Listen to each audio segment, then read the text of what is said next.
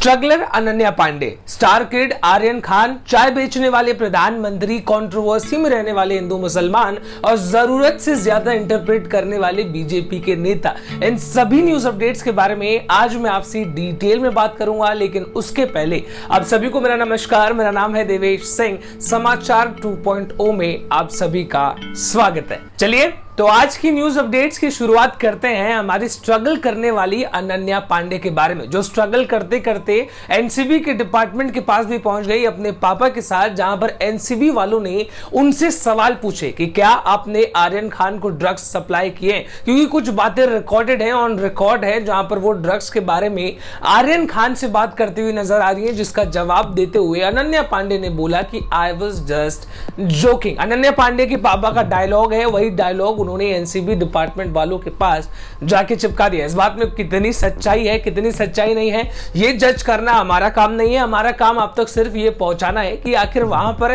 क्या कुछ हुआ। जिसके बाद एनसीबी के डिपार्टमेंट ने लगातार ये एलिगेशंस लगाए कि क्या अनन्या पांडे ने ड्रग्स सप्लाई करने में आर्यन खान को उनकी हेल्प की है। जिसके बाद अनन्या पांडे ने पूरा स्टेटमेंट नकार दिया, जहां पर फिलहाल उन्होंने एनसीबी वालों से सिर्फ यही कहा है कि कोई भी ड्रग्स का सप्लाई मेरी तरफ से आर्यन खान को या किसी भी और आदमी को नहीं हुआ है। हमारी स्ट्रगलर दीदी के बारे में बात हो गई है खत्म। अब आगे बढ़ते हैं, बात करते हैं बॉलीवुड के सुपरस्टार शाहरुख खान के बेटे आर्यन खान के बारे में, जहां पर आर्यन खान ने वापस से अपनी बेल प्ली अप्लाई की है कोर्ट में। और इस बार उन्होंने कहा है कि जो एनसीबी के डिपार्टमेंट है, बहुत बुरा लग रहा है, बहुत अजीब लग रहा है मुझे ये बताते हुए कि एनसीबी के डिपार्टमेंट मेरे खिलाफ जो एलिगेशंस लगा रही है वो जबरदस्ती लगाए जा रहे हैं। मेरे व्हाट्सएप कुछ चैट्स को मिस रिप्रेजेंट किया जा रहा है, उसको गलत तरीके से देखा और दिखाया जा रहा है। एनसीबी लगातार ये कोशिश कर रही है कि वो मुझे इस केस में फंसा दे, यानी कि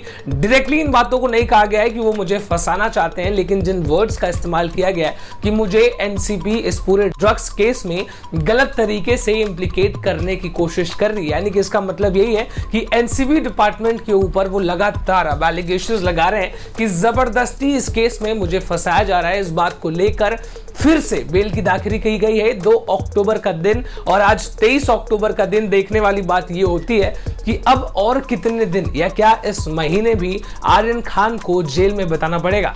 न्यूज अपडेट्स के साथ आगे बढ़ते हुए अब आपसे बात करते हैं कंट्रोवर्सी में रहने वाले लोगों के बारे में, यानी कि हिंदू और मुसलमान, इन लोगों के बारे में। दिल्ली में कुछ ऐसी स्टोरी, कुछ ऐसे इलाके जहां पर टेंशन जो है हिंदू मुसलमान के बीच में काफी हाई चला गया है, जहां पर मैं आपको बता दूं एक प्राइवेट प्रॉपर्टी पर कुछ मुसलमान लोग मिलकर अपना नमाज पढ़ रहे थे।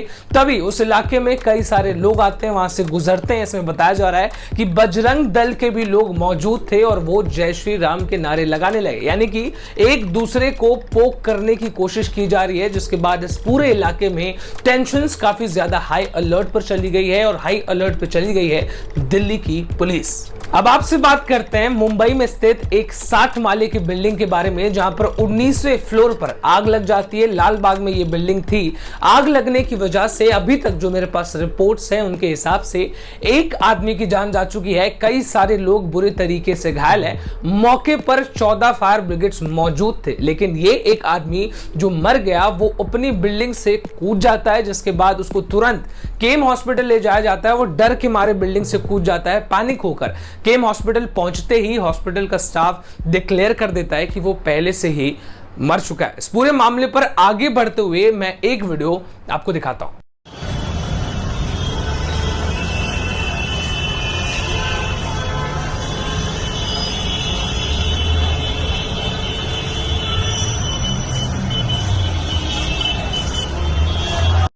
न्यूज अपडेट्स के साथ आगे बढ़ते हुए अब आपसे बात करते हैं चाय बेचने वाले प्रधानमंत्री के बारे में, यानी कि देश के प्रधानमंत्री नरेंद्र मोदी ने कल 10 बजे अपनी स्पीच दी, जिसमें कई सारी बातें उन्होंने रखी। जिसमें सबसे पहले कहा कि जब पैंडेमिक हमारे देश में आया तब कई सारे लोगों ने सवाल उठाने शुरू कर दिए हम पर, और उस सवालों का यह जवाब है कि हमने 100 करोड़ वैक्सीनेशन, दुनिया में सबसे ज्यादा वैक्सीनेशन कंप्लीट कर लिया है। कई सारी बातें उन्होंने और भी कही, जिसमें जिसमें उन्होंने बताया कि जितने भी लोग हैं उन सबसे मैं ये रिक्वेस्ट करता हूं कि लोकल चीजों को खरीदे, जो चीजें अपने देश में बन रही हैं, अपने देश की ब्रांड की चीजों को खरीदे। उन्होंने ये भी बताया कि कई बार ये काफी ज्यादा बोलबाला था कि made in China, made in America, made in फलाना ढिमकाना, लेकिन आज के डेट में मेड इन इंडिया अपने आप में एक काफी बड़ा ब्रांड है। वीआईपी कल्चर को किस तरीके से तोड़ा जा रहा है, किसी को वीआईपी ट्रीटमेंट ना देकर हर किसी को, हर इंसान को इक्वली ट्रीट किया गया है, ऐसा दावा नरेंद्र मोदी ने किया। इसी के साथ उन्होंने ये भी बताया कि अब इंटरनेशनल इन्वेस्टमेंट जो हमारे देश में आ रहा है वो लगातार एक काफी स्पीड से बढ़ती जा रही है, जिसकी वजह से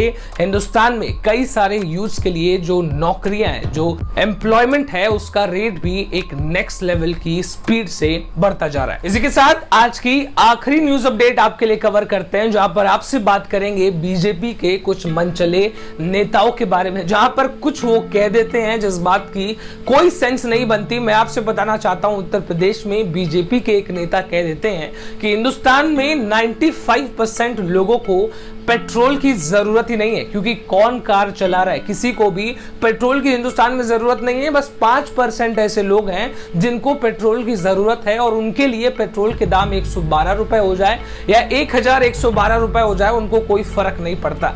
शायद वो ये बात भूल चुके हैं कि हिंदुस्तान में अब बहुत कम ही लोग रह गए हैं जो साइकिल से और पैदल चला करते हैं। ज्यादातर लोग अब हिंदुस्तान में अपनी खुद की गाड़ी रखते हैं। कई सारे लोगों के पास अपनी गाड़ियां होती हैं, और वो सभी लोग आम इंसान हैं। उनके लिए 112 रुपए और 110 रुपए में भी एक काफी बड़ा फर्क होता है। इस स्टेटमेंट के बारे में आप क्या सोचते हैं, कमेंट सेक्शन में लिखकर जरूर बताइए। इसी के साथ आज की न्यूज अपडेट्स में बस इतना ही। कल आपसे फिर से मुलाकात की जाएगी, तब तक के लिए इस चैनल को सब्सक्राइब कर दीजिए।